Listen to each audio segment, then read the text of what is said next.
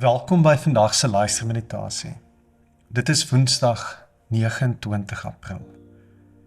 En vandag gaan ons saam lees uit Johannes 10 vers 1 tot 11.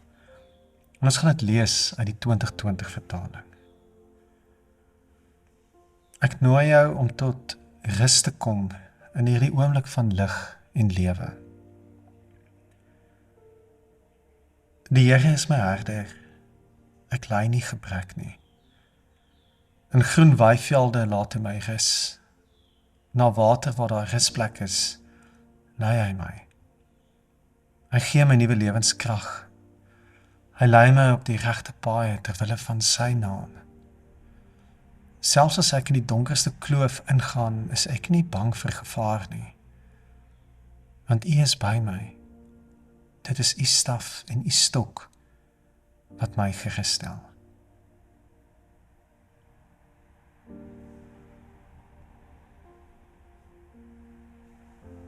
Ons lees saam Johannes 10 van vers 1. Amen, amen.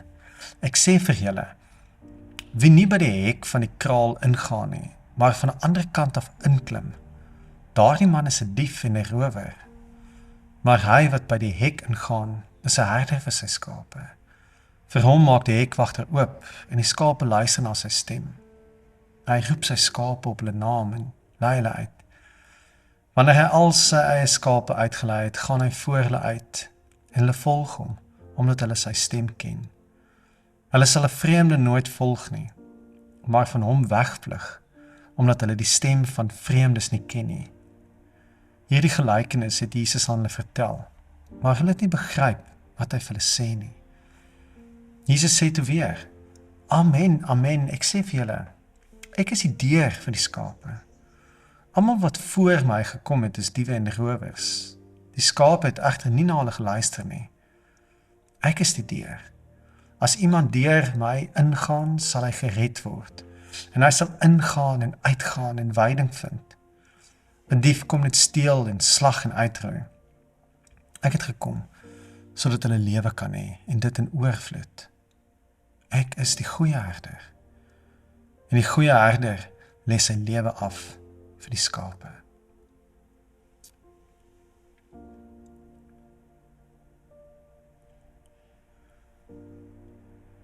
Jesus gebruik 'n alledaagse toneel uit die herderslewe om iets dieps te openbaar. In die ou tyd was die skaapkraal 'n veilige plek teen rowers en wilde diere. Die herder self het dikwels snags in die opening van die kraal gaan lê. Hy was letterlik die deur. Eers waarsku Jesus teen die diewe en rowers. Wie nie by die hek ingaan nie, maar van 'n ander kant af inklim, daardie man is 'n dief en 'n rower. Hulle klim oor die muur om te steel, te slag en uit te roei. Hulle sien die skape net as wins, as produksie, as markprys. Maar Jesus gee pragtige beelde van homself.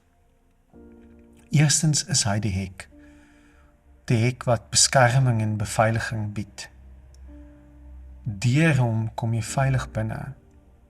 Buite hom is daar gevaar, maar binne in hom is daar rus en bewaking. Die hekwagter maak vir hom oop, want hy behoort daar. Sy skape luister na sy stem. Hy roep hulle op hulle naam, nie op hulle nommers nie, nie produksie-eenhede nie, maar by hulle eie naam, persoonlik, liefdevol, bekend. Tweedens is hy die deur. Ek is die deur vir die skape, sê hy. As iemand deur hom ingaan, word hy gered. En deur hom kan jy vry in en uitgaan en veiding vind. Dis nie 'n tronk nie, maar 'n tuiste. Die deur is nie gesluit om ons binne te hou nie, maar om ons te beskerm terwyl ons elke dag na vars veiding toe gaan.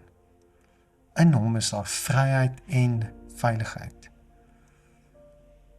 En derdens is hy die goeie herder. En hier keer die prentjie om. Die gewone eienaar stuur skape slagpale toe vir wins. Maar die goeie herder lê sy lewe af vir die skape. Hy offer homself ter wille van hulle. Dit maak mos nie sin nie. Hy gaan voor hulle uit, hy lei hulle ken sy stem, en dan word hy self die offerlam. In 'n wêreld vol valse stemme, vol diewe wat beloof maar steel, vol slegte herders wat net neem, staan Jesus en sê, ek het gekom sodat hulle die lewe kan hê, en dit in oorvloed.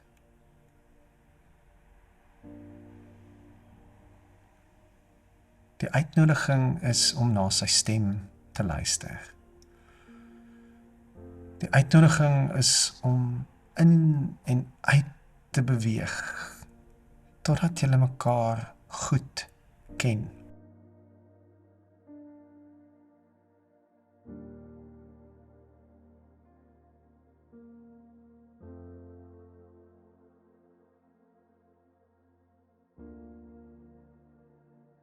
Die Here is my herder, ek ly nie gebrek nie. In groen weivelde laat hy my rus, na water waar daar gesplek is, lei hy my. Hy gee my nuwe lewenskrag, hy lei my op die regte paaie ter wille van sy naam. En selfs as ek in die donkerste kloof ingaan, is ek nie bang vir gevaar nie, want U is by my. Dit is U staf en U stok wat my gerustel.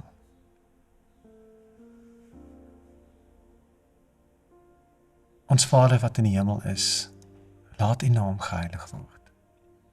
Laat die koninkryk kom en laat U wil ook op die aarde geskied, net soos in die hemel.